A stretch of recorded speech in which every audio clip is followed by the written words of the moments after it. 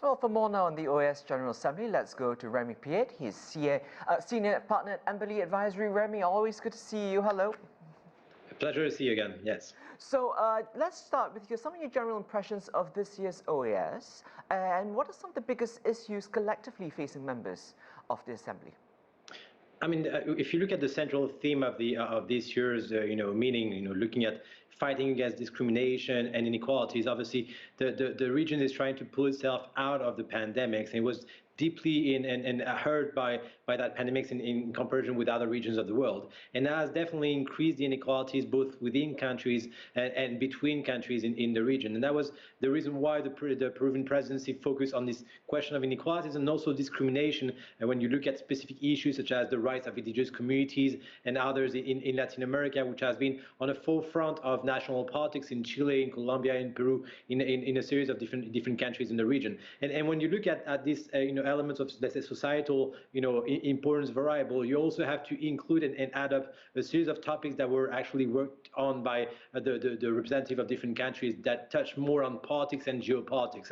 And to this extent, the visit from Secretary of State Anthony Blinken was very important to obviously reaffirm the attachment of the United States to the region, mentioning a series of help and support in Central America on the migrant crisis, but also just to reinforce the fact that those elements of inequalities are very much linked and intertwined with question of democratic regimes. And if there's no democracy and strong institutions in a country, then obviously you have discrimination and inequalities. And that was obviously an attack at Venezuela, at Nicaragua, at Cuba, and the attempt at really forging an alliance in the Americas in a larger geopolitical conflict of Ukraine by saying that Russia is the representative of those authoritarian powers, and the countries that are democratic and part of this comprehensive vision of equal, inclusive development of the Americas should actually side on the side of the United States in the conflict with Russia and European countries, and the United States in conflicts with Russia on the invasion of Ukraine. Right, and it seems to us, from what we heard from Secretary of State Anthony Blinken, the U.S. really trying to reassert its dominance in the hemisphere, also in the face of Latin America's deepening ties with China. Do you see Washington returning to a role it once had?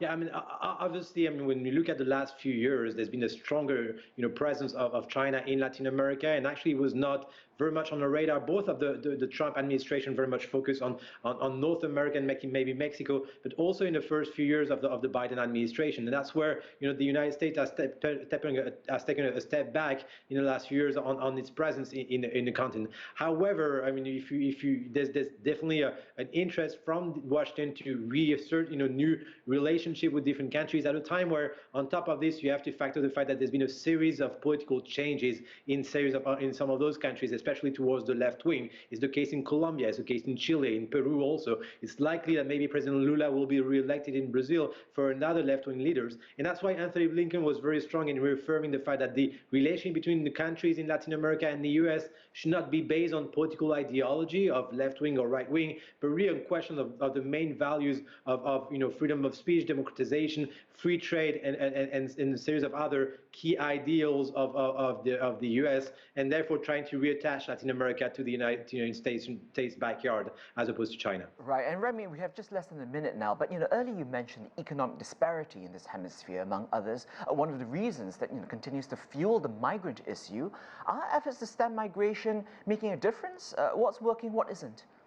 Well, definitely strong inequalities between countries, and inside those countries also you have small elites of very powerful, economic elites, and a large size of the population which is empowered, and that's where you have actually to work much more, especially after the pandemics. The solutions provided by the United States on free trade has shown its limits in terms of reducing those inequalities, and it needs to be a new software in terms of the United States foreign policy towards Latin America if it's serious about fighting against inequalities, definitely.